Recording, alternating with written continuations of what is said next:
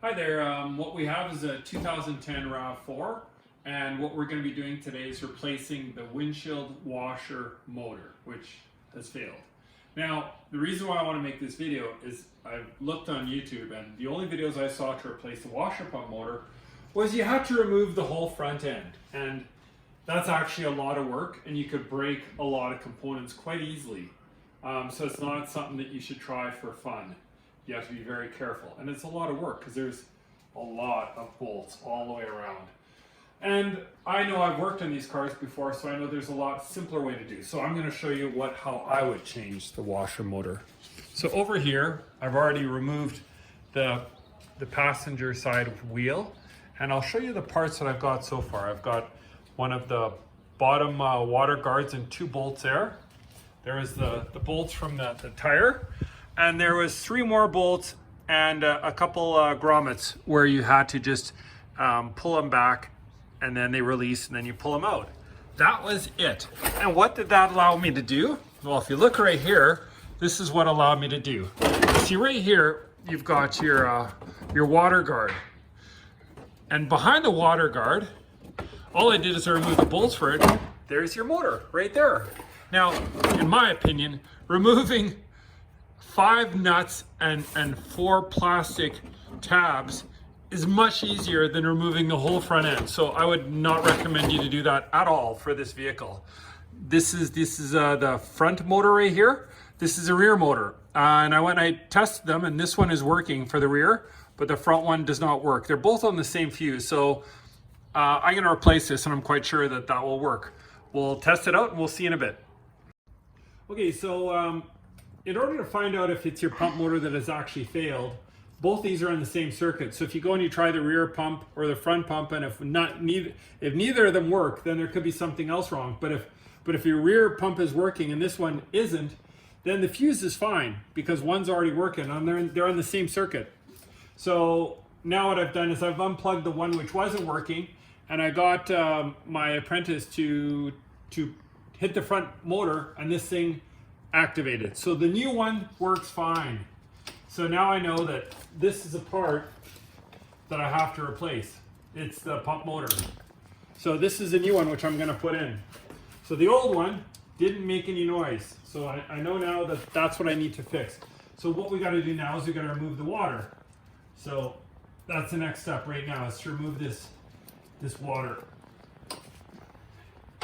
And I got a pail here, and that's how we're going to do it. And it just pulls out. So it's obviously very easy.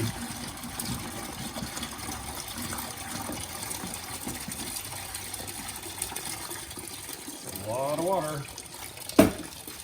So here's the motor which did not work.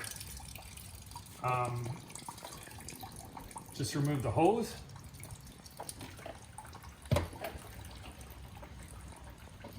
Usually when you're removing hoses, all you do is you twist it, and as you're twisting it, you pull, and it'll come out. So twist and pull. If you just try and pull it straight out, it actually bites in even harder. It's hard to remove. So would not recommend that.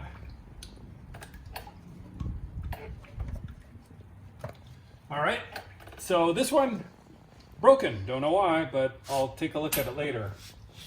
Maybe I'll just throw it away. This is a new one. Just checking to make sure it's the same. That's interesting. They put this on backwards. So you notice right here, the rubber is this way. And on the part that I got, they put it on backwards. So I don't like that. I'm gonna put it on the same way that, I hope that's a good idea. I think that's the way it should be on. Anyways, so what I'm going to do is remove this.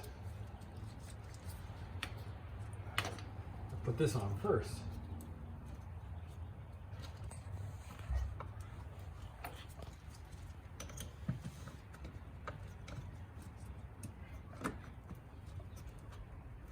And plug it in. Click. And last up, this motor, the hose.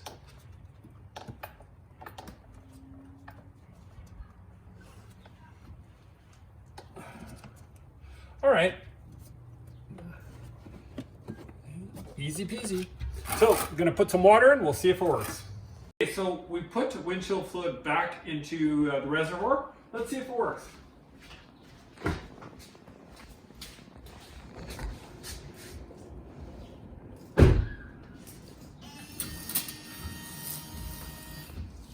And it works.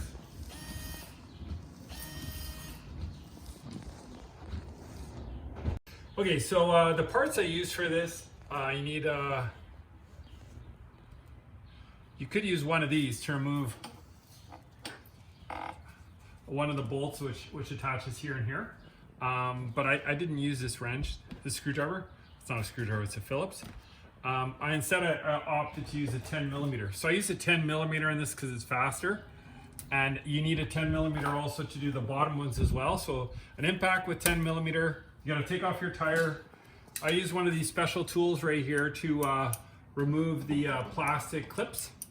And sometimes you need a screwdriver to just loosen them up so you don't break them. That way you could fish them all out and reuse them again because they're all perfect. So nothing's broken.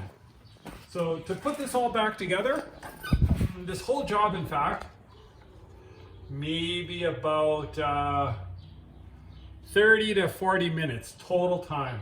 Much faster than replacing a whole bumper. Anyways, I'll put this all back together and it'll be done. Okay. All right, now it's all done. I replaced that plastic clip. There's one up here I used. Bolt here, bolt here. I removed this clip also. This one just popped straight out.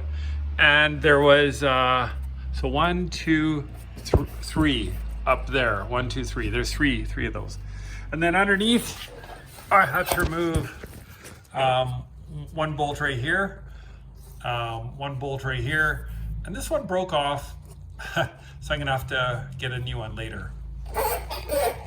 Last, I put on the tire, and I'm done. Everything works.